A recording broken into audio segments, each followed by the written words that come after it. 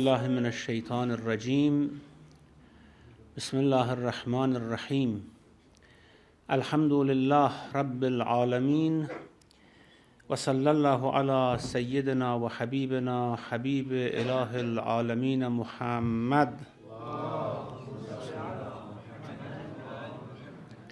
وعلى آله الطيبين الطاهرين المعصومين المنتجبين.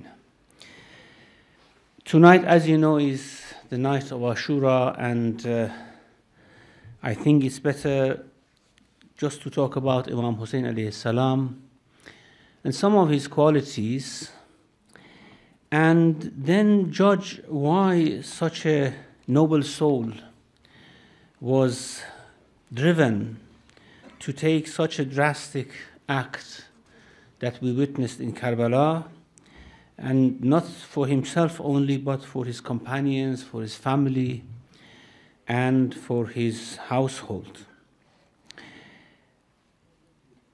It's sometimes heard that people say Imam Hassan and Imam Hussein alayhi salam were very different from each other. And one was the epitome of peace and forgiveness, and the other one was the epitome of resistance and uprising.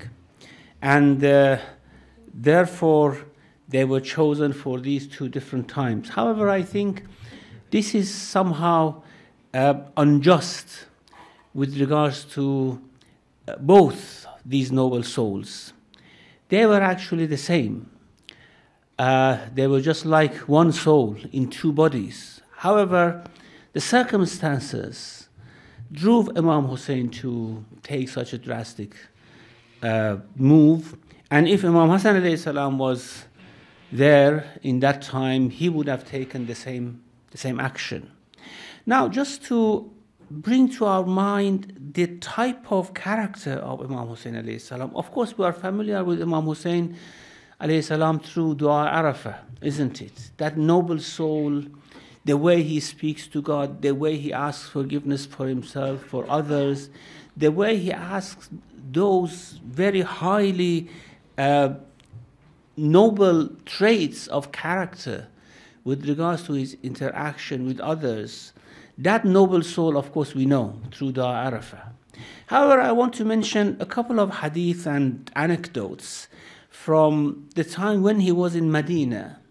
And then we come to his statements when he encountered the opposition of the Ummah with regards to his decision, to see what had happened that Imam alayhi salam, despite that very generous and very noble character, had to take such a drastic action in the Ummah.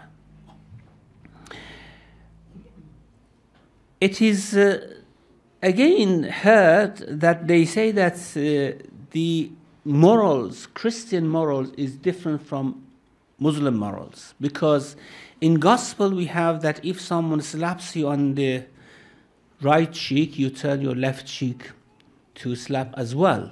However, in Islam we don't have this. We have justice. You have to take your right, and instead of turning your left cheek, you just slap the same cheek that they have slapped you. This is wrong.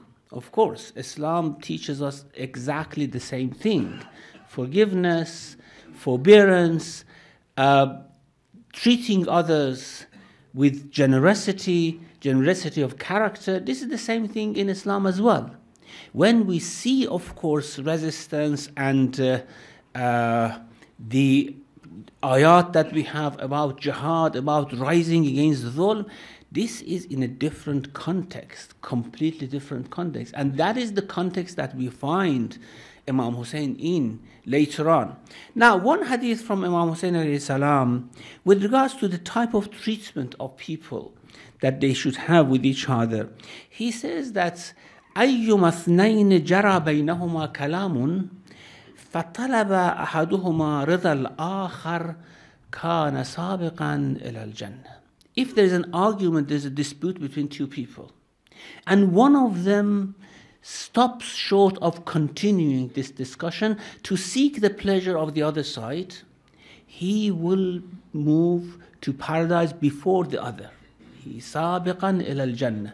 سابقا إلى الجنة, it means that he actually has acquired Jannah, or he goes to paradise before the other one who has not stopped arguing to please him. This is the type of course, character that Imam Hussein teaches us to have. So why in Kerbela he didn't choose this? Why didn't he accept the Rida Yazid or Rida Ubaydullah ibn Ziyad, the pleasure of Yazid or Ubaydullah ibn Ziyad, if he is teaching us this? So it shows that this is in a different context, and the other one is different. Now, this is of course a statement. However, we have something from his behavior as well, which is very telling, very much telling.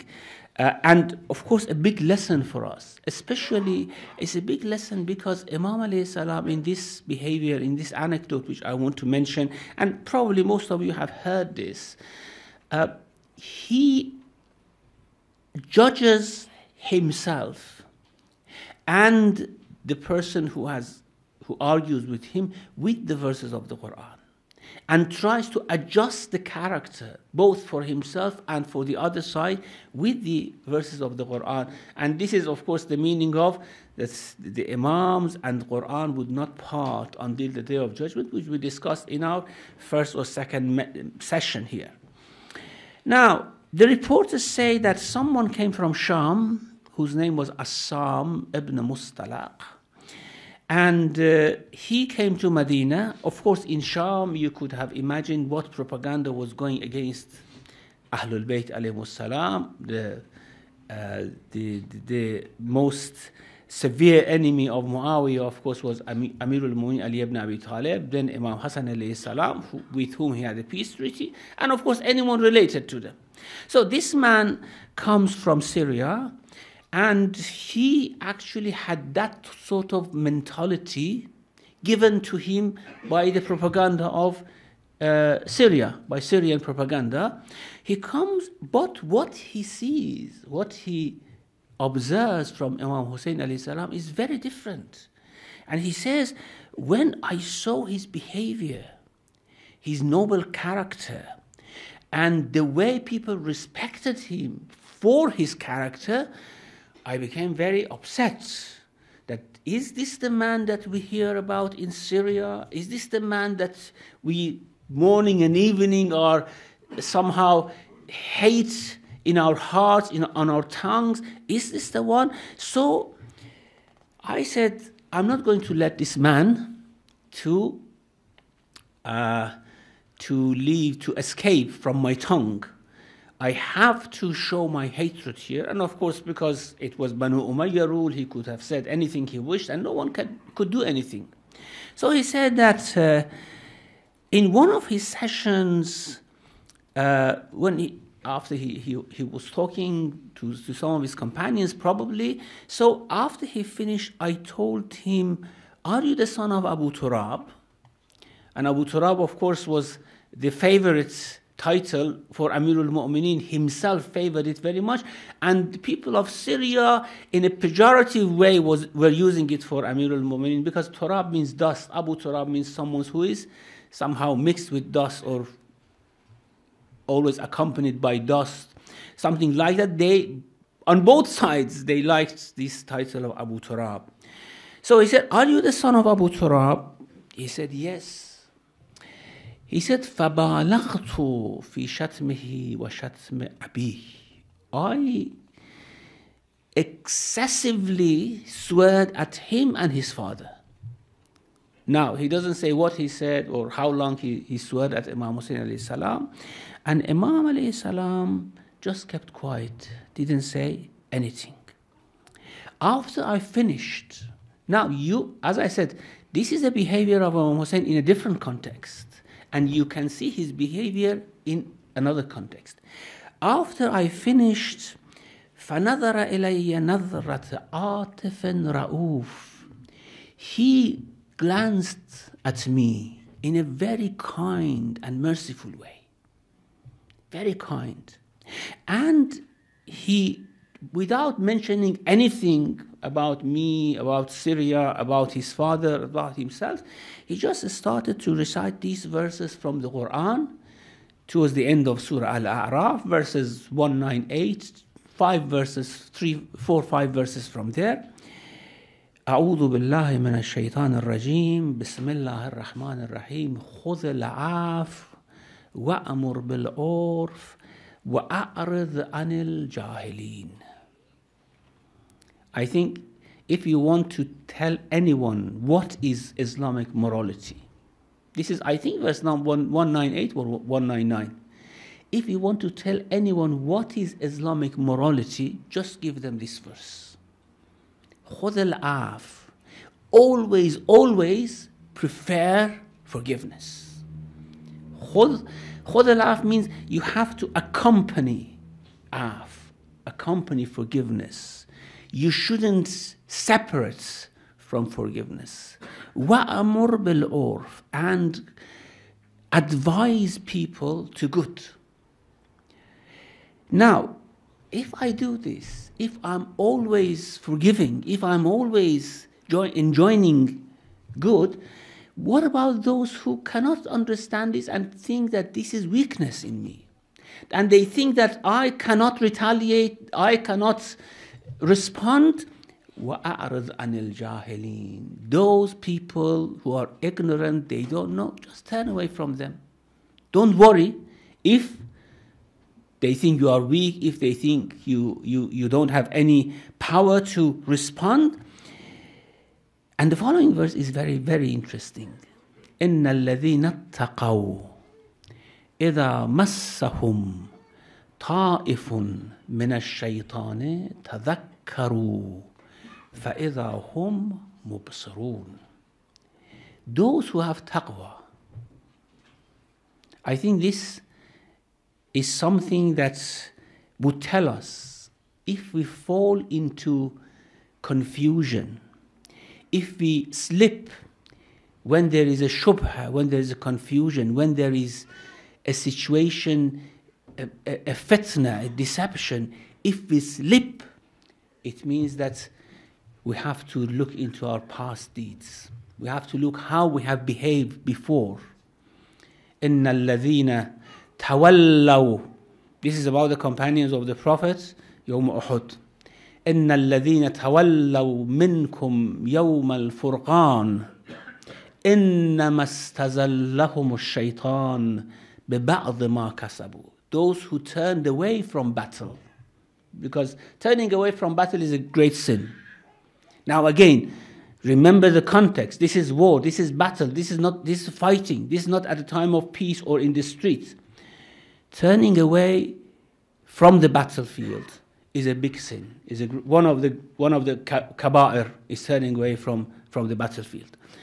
إِنَّ الَّذِينَ تَوَلَّوْا مِنْكُمْ يَوْمَ الْفُرْقَانِ. Those of you who turned back in the battle, إِنَّمَا اسْتَزَلَّهُمُ الشَّيْطَانُ بِبَعْضِ مَا كَسَبُوا. Shaitan made them slip because of what they had already done. So when we slip, when there's a sin, when there is a confusion, we should know that we didn't have enough taqwa. Now this verse says, إِنَّ الَّذِينَ اتَّقَوْا. Those who have taqwa, إِذَا مَسَّهُمْ طَائِفٌ مِّنَ الشَّيْطَانِ. Ta'if is from tawaf. We do tawaf on the house, we go around it. Actually, shayateen are like this. They come around us and they assess the heart. When this ta'if comes, when ta'if of shaitan comes, some have translated this as touch of shaitan. This is even before touching. This is assessing. Shaitan assesses the person. Can I penetrate? Can I go in? For muttaqin, إِذَا مَسَّهُمْ طَائِفٌ مِّنَ الشَّيْطَانِ تَذَكَّرُوا. They take heed. They are reminded that, look, this is that situation in which shaitan is approaching you. فَإِذَا هُمْ مُبْصِرُونَ. Then they can see. They can realize, they can distinguish. So they would not slip. In such situations, they would not slip. وَإِخْوَانُهُمْ. However, إِخْوَانُهُم means إِخْوَانُ الشَّيَاطِينَ. Those who are used to the company of shayateen. Shayateen all the time come to them, so these are called إِخْوَانُ الشَّيَاطِينَ. وَإِخْوَانُهُمْ يَمُدُّونَهُمْ فِي الْغَيِّ. They take them, they drag them into misguidance. Now, Imam alayhi salam recited these verses for this person. Now, this person apparently wasn't a very bad person, but was influenced by the propaganda. And this, and again, tells us something, gives us a lesson. Be careful, do not be swayed, do not be carried away by the propaganda which is made against people. This is very important. Sometimes we make decisions only based on unfounded propaganda against certain people, certain nations, certain groups. So, this man was just influenced by propaganda. Imam alayhi salam said, Bismillah ar-Rahman ar-Rahim, خُذِ الْعَافْ وَأْمُرْ بِالْعُرْفِ وَأَعْرِضْ عَنِ الْجَاهِلِينَ.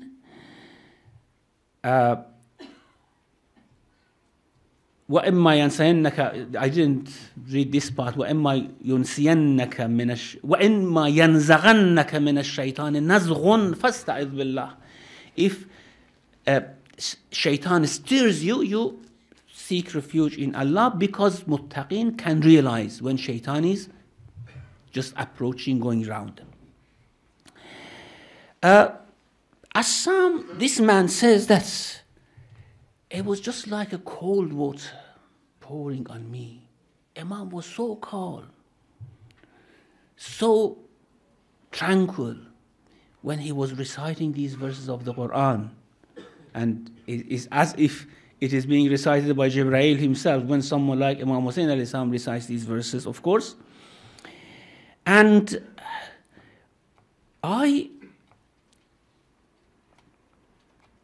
something added even to my shame, what Imam did, added to my shame. He said that, I haven't seen you here before.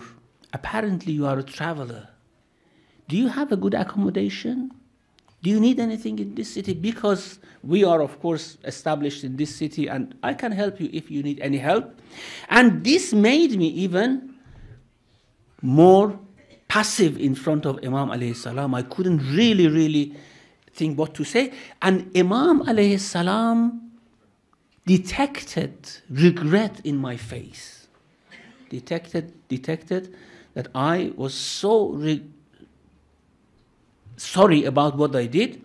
So, without me saying anything, he said, لا تثريب عليكم اليوم يغفر الله لكم وهو أرحم الراحمين. The response of Yusuf alayhi salam to his brothers, that there is no blame on you today. Allah will forgive you, and He is Arhamur Rahimin. The same character, the same quality. All these come from the same source. Jesus alayhi salam, Hussein alayhi salam, Prophet Muhammad, peace be on him, they are all the same in character, although of course they have their own natures and characters, but when it comes to these very basic and principal codes, of course they are all the same. It's very interesting from Yusuf, since I mentioned this. Yusuf was very forgiving, very much. Actually, when his father came and he wanted to hear what had happened, because his sons didn't tell him. They told him a lie. So he came to Yusuf, when they came to Yusuf, and once they were talking, Yaqub told Yusuf, Ya bunayya, my son, tell me, what did your brothers do to you? And Yusuf was really ashamed to say anything about what his brothers did. So he said, my father, don't ask me what my brothers did to me. That's not important. Ask what God did to me. Then I explain for you. And this is what he said in the Quran. That's actually saying addressing God, that I praise God who brought me out of the prison and put me in this position, gave me kingdom, gave me mulk, and all these things. He mentions it actually to his father, that my Lord did all these things to me. How good it is if we have this sort of attitude. We never think what other people are doing to us. We always remember what God is doing to us. And if we have this character, I tell you, one of the most important things that we always have to thank God is having such a character. This is a favor of Allah subhanahu wa ta'ala. So, he said, لا تثريب عليكم اليوم يغفر الله لكم وهو أرحم الراحمين. And then Imam said, you shouldn't be blamed for what you said, because I guess you have come from Syria. The man said, yes, I've come from Syria. He said, yes, I know what propaganda has made with you, so you shouldn't be ashamed at all. And then this Assam says that when I came out of that majlis, no one was loved most by me than Hussein ibn Ali and his father, because the way I saw that attitude. Now, of course, the hadith is longer. I just cut it short. What I just wanted to say is that this is the character of Imam Hussein alayhi salam. It seems to be a bit different from the character we see in Kerbela. It seems as a bit different from what we see in front of that army. Wallah la u'tikum bayadi i'ta' al-dhalil wa la afirru firar al-abid.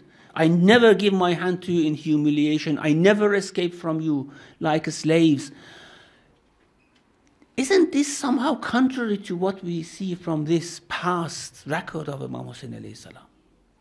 No, the answer is, of course not. This is a different situation. This is a different duty.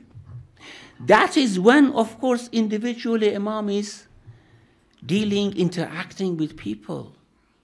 And even with government, so long as the red lines are not crossed. When the red lines are crossed, then of course Imam has to speak out. Now compare this with what Imam alayhi salam said to Hur and his companions when they encountered each other. They were with each other, of course, for a long time. You know, Hur and Imam Hussein, initially they met in Dhu Hassan, and they prayed Zohr and Asr together, and after Asr, Imam alayhi salam moved his people, and then they moved side by side until they came to Kerbela. So several days they were with each other. Now, but on that first day, Tabari reports from Abu Mikhnaf. As I said, all reliable sources report from Abu Mikhnaf, because Abu Mikhnaf had heard the story firsthand. He had heard Uqbat ibn Sam'an or Aqabat ibn Sam'an, both are mentioned, who was with Imam Hussein. He was the scribe of Imam Hussein and recording things. He has heard from him. He has heard from wife of Zuhair. If you remember, he said that I heard wife of Zuhair telling me this.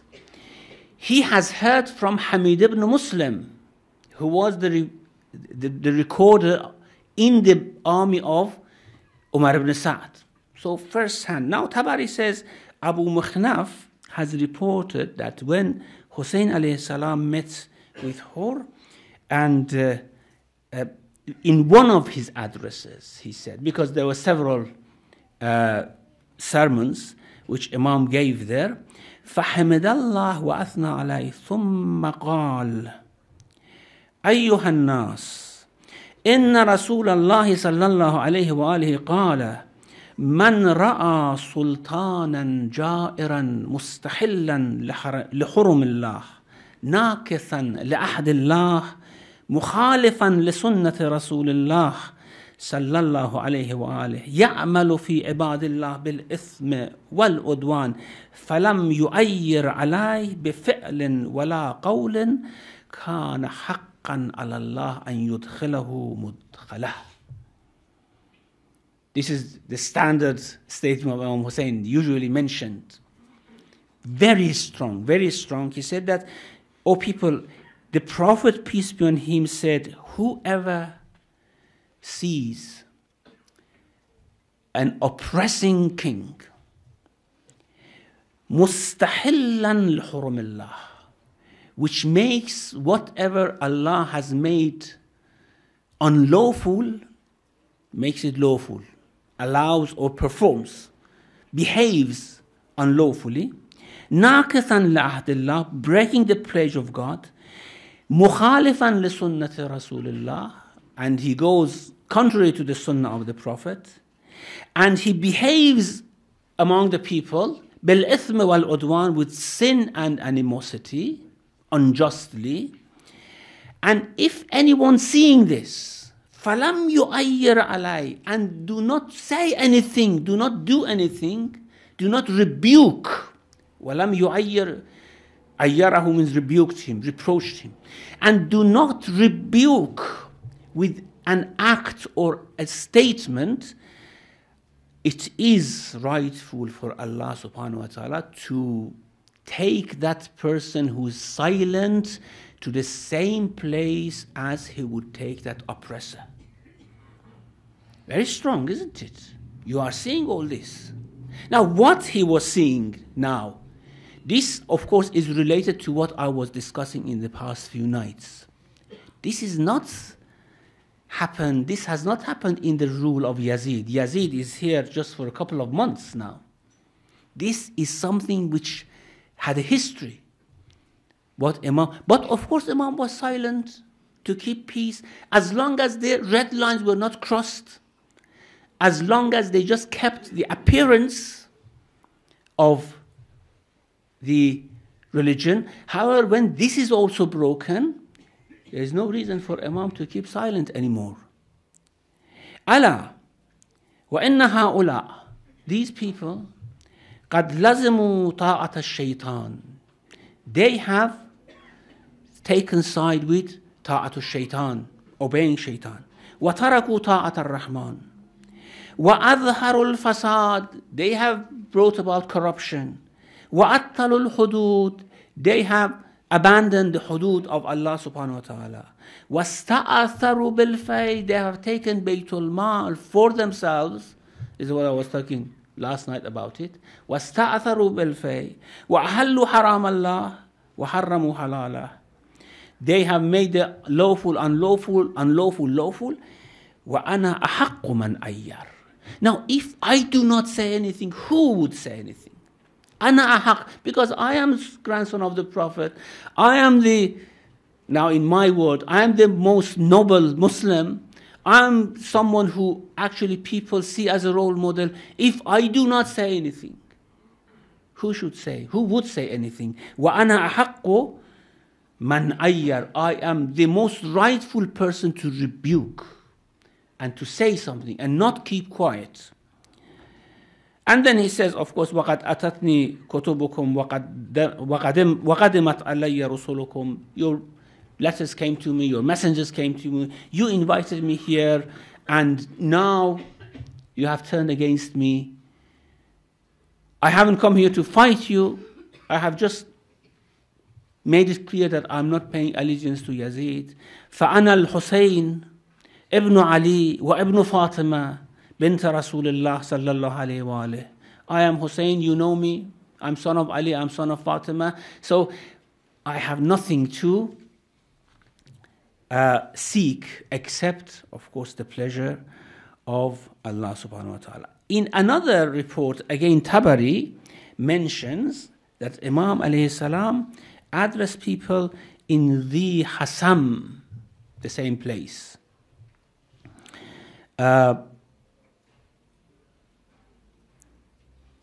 like this. ثم قال إنه قد نزل من الأمر ما قد ترون. You see what has happened.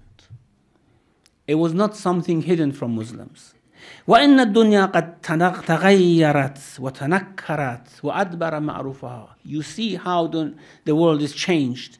It has changed not for good, for evil. Munkar has overwhelmed ma'ruf. Ma'ruf has turned away and gone. ألا ترون أن الحق لا يؤمل به. Do you not see that haqq is not practiced? وأن الباطل لا يتناهى عنه. And batil is not prevented. ليرغب المؤمن في لقاء الله محقا.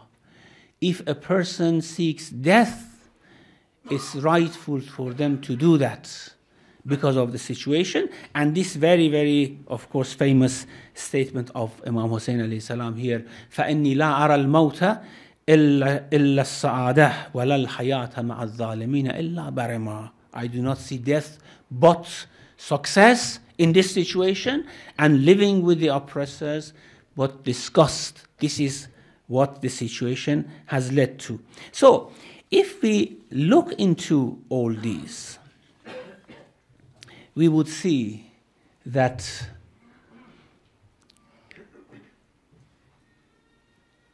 the two behaviors were in two different contexts. Both had come from one noble soul. At a time of peace, at a time of war. At a time where he was interacting with individual Muslims, at a time when he wanted to do Amr bil Ma'ruf wa Nahy anil Munkar. Of course, here his attitude was different.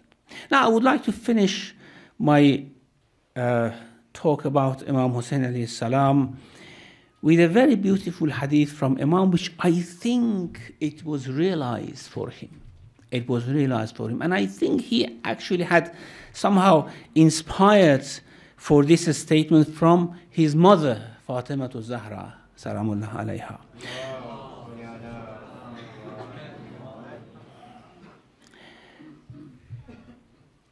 It's reported from Fatima Zahra, peace be on her, Man as'ada ilallah khalisa ibadatih ahbatallahu ilayhi afdala maslahatih.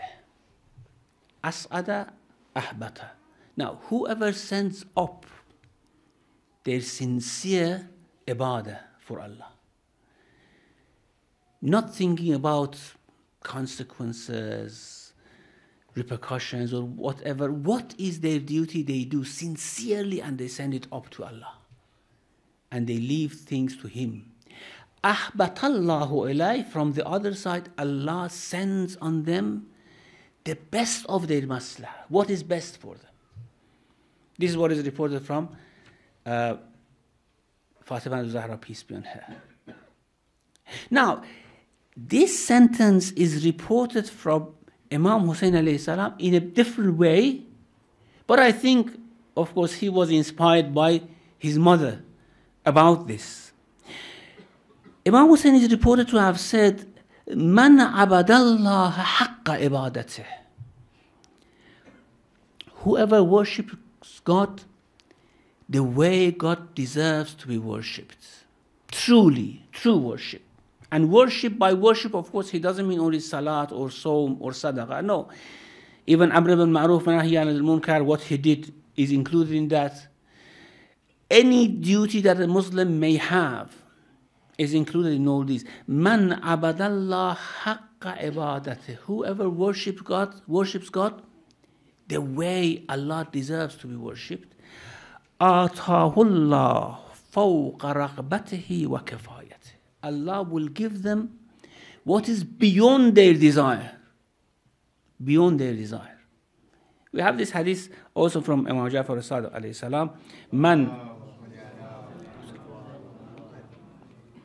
shaghalahu dhikri am mas'alati a'taytuhu fawqa ata'id raghibin. Something like this. The second part, I'm not sure about the exact statement. Whoever my dhikr, my remembrance, keeps him from asking me. How is it possible that Allah's remembrance keeps you from asking him? Well, you go to him, you praise him, you cry for him, you worship him, but you are so occupied that you do not ask anything. It's said that Imam alayhi salam says in Misbah al-Sharia, it's reported from him, Imam Ja'far al-Sadiq alayhi salam, that sometimes I had a haja, I started praising God, because when you want to ask something from God, you have to put yourself in that atmosphere of holiness and spirituality, so that you can connect and bring down the fazl and rahmah of Allah subhanahu wa ta'ala. And that's why we are told whenever you want to ask something, we start with praise of Allah, we start with greeting the Prophet, peace be on him, and then ask. And this is what you see in all dua of Ayyimah alayhimus salam. It starts with the praise, it ends with the praise, and in the middle there is a request. So Imam says that sometimes I had a haja, I had something to ask from God. I started praising him and I forgot what I wanted, because I was so attracted to God's dhikr and beauty that I forgot what I wanted. So, man shaghalahu dhikri an mas'alati, whoever my dhikr keeps him away, occupies him from asking me things, I will give him more than what those who ask me, who request me, I will give them more than that. Here, Imam alayhi salam says, Man abadallah haqqa ibadatih, whoever worships God the way he deserves, Allah will give him beyond his desire and his sustenance and what is sufficient for him. I think this, in the highest way, was realized for Imam Hussein alayhi salam. He did worship God the way he deserved, by giving his life. Of course, giving one's own life is very easy. But if you see your son, your brother, your cousin is slain before your eyes, that is very difficult, of course. Those in Kerbela who were martyred first, they were the luckiest, because they didn't see the musibah. The person who saw the highest musibah was Imam Hussein alayhi salam, because he saw everyone, all his companions, all his family being slain. So he did, of course, worship God the way God deserves to be worshipped, by giving whatever he had. Now look what Allah has given him. Can you imagine? Can anyone imagine this Sayyid al-Shuhada being given such a status that in every Muharram we come together, we talk about the Qur'an, we talk about Mawa'iz, we do repent. I mean, just put aside talking about Imam Hussein, crying for him, that's another merit, of course. But he has actually changed the history. And this is what Allah has given him. And the position that, inshallah, we see for him on the Day of Judgment, I hope, inshallah, Allah would permit us to see and to understand that position which Allah, inshallah, will give Imam Hussein on the Day of Judgment. Wa sallallahu ala Muhammadin wa alayhi tahirin.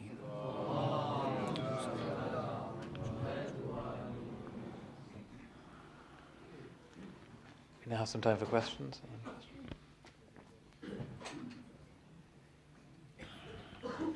Thank you, Sheikh. Assalamu alaikum. Alaikum assalam. The question that I'm about to ask is not my question, but it's one of the ladies' question related to the period that we commemorate the Shahadat of Imam Hussein alayhi salam. The question is that, okay, we commemorate these first 10 or 11 or 12 nights, and then it goes on for until the 9th Rabiul Awwal. Was that during the time of the Imam that they commemorated a mourning period up to the 9th Rabiul Awwal, or in between, say for example, after the first few nights, say up to 12 or 15 nights, then they had their normal way of life? Well, these are customs which were made later on. A good custom would persist. A bad custom would not persist, of course. Now we have to see if this custom has persisted and how long it would persist. Certainly, this is not something to do with faith or with what A'imma have told us to do. Some of these customs even are cultural and depend on the area, location, time. In some cultures, the way they mourn is quite different from other cultures. And it's very, very important that we should distinguish between the two, between the cultures and between what is, of course, mentioned in traditions and in ahadith. However, not every custom is bad. That's quite clear. I mean, this is a custom that every night we come together and commemorate. This is a custom. This is not something mentioned in hadith. What is mentioned in hadith is that you have to commemorate and mourn for Imam Hussein alayhi salam. But how you do it, what is the meaning of mourning in your culture is different. In some cultures, of course, mourning was very harsh and very violent. As we see in some cultures, mourning is very violent. And unfortunately, this violent type of mourning, they are somehow extending it to other cultures, which are quite unfamiliar with these type of violent mournings. For example, even at the time of the Prophet, I have seen myself in some cultures, it's quite common when someone dies, the women just scratch their face until blood comes. I have seen it in some parts of Iran, they do it. Especially the Kurds, they are still very much strong in this culture. This was what was being done at the time of the Prophet, peace be on him, and he actually prohibited it. He said that you shouldn't do it. And therefore that means this is a wrong culture. However, if a culture is good, if a culture is beneficial, if it is not something which would cause things to be done contrary to the faith, I don't think we should oppose that culture. Just very quickly, if you don't mind, is that in Indo-Pak, for example, there is a culture that within this 2.5 months after the first few days of mourning is passed away, we don't even speak about engagement or announcement or anything, only after 9th Rabiul Awwal. So, and I don't know whether this culture is in Arabian Peninsula or Iranian, or how does it, because we have heard that even in the house of Imam alayhi salam, in the progeny, there has been some kind of marriages taking place within this period after the first few nights of the mourning. Can you? Well, the only thing I can say is that this is a big punishment for our youngsters. Yeah. Assalamu alaikum, Shaykh. I was just wondering about the events after the demise, or just before the demise of our Prophet sallallahu alaihi wasallam. That, you know, we had the event of Ghadir Khum, where it was clearly stated about Imam Ali's position, and why, you know, the masses changed that so much soon after the Prophet's death, which then led on to all the things, you know, about the materialistic side of things going on, you know, whether these things had already started just before Prophet's demise, or, you know, just leading up to Imam Hussein's shahadat in the end. Yeah, good point. That whether things were going on before the demise of the Prophet, I think yes, even before the demise of the Prophet, the situation in Medina was not a very desirable situation. Not everyone were actually under the total obedience of the Prophet. I think the best source which can tell us how Medina was before the demise of the Prophet, and of course that led to many things after the demise of the Prophet. We cannot just think that by demise of the Prophet everything were flowery and nice, rosy. Surah Tawbah. Surah Tawbah is, apart from being a surah of the Quran, I think it's a very, very important historical source. It's a historical document telling us what was the situation in Medina before the demise of the Prophet. People criticizing the Prophet, not obeying him, accusing him, slandering him. It's all mentioned in Surah Tawbah. So these people, of course, did not disappear after the demise of the Prophet. And certainly they were the playing agents in the politics after the demise of the Prophet. So it needs a deep analysis. However, since things have become theological and ideological, it's very difficult to talk about it.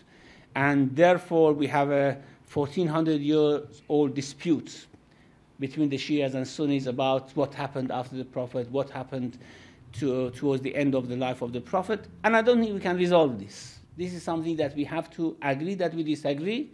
We don't touch it until, inshallah, Allah will judge between us by Imam al-Asr for those who believe in him, and on the Day of Judgment for others who believe in that as well. Assalamu alaikum, Shaykh. In that verse that you mentioned, you said that Shaitan caused those who ran away from Uhud to slip. If we say that that's what happened to perhaps the Ummah at the time because of whatever actions that they'd done in the past, and they were then caused to slip, which meant that they ended up in that situation where they were facing Imam Hussein.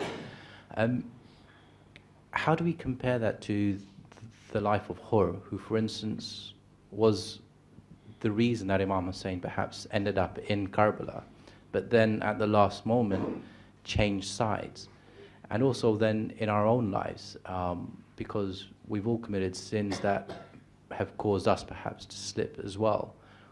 What hope is there, or what are the paths that will allow us to kind of change sides effectively at the last minute even? I think we have to look into the life of Hur and compare it, say, for example, with the life of Umar ibn Sa'd, because both of them were in that situation of making the final decision. And certainly, if Umar ibn Sa'd slipped, it was because of a bad record in his life.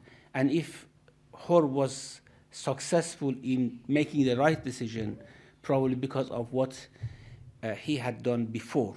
وَالَّذِينَ جَاهَدُوا فِينَا لَنَهْدِيَنَّهُمْ سُبُلَنَا. Those who strive on our path, we will guide them. Allah certainly will guide those who are muhsanun. إِنَّ اللَّهَ لَمَعَ الْمُحْسَنِينَ. Allah is with muhsaneen. And therefore, if we see someone is abandoned to make these wrong decisions, very, very wrong, dramatic, of course, small wrong decisions all of us make, but these dramatic wrong decisions, I think we have to somehow look into what we have done in the past. Thank you very much, Sheikh. I think we'll end there. Salawat. Thank you.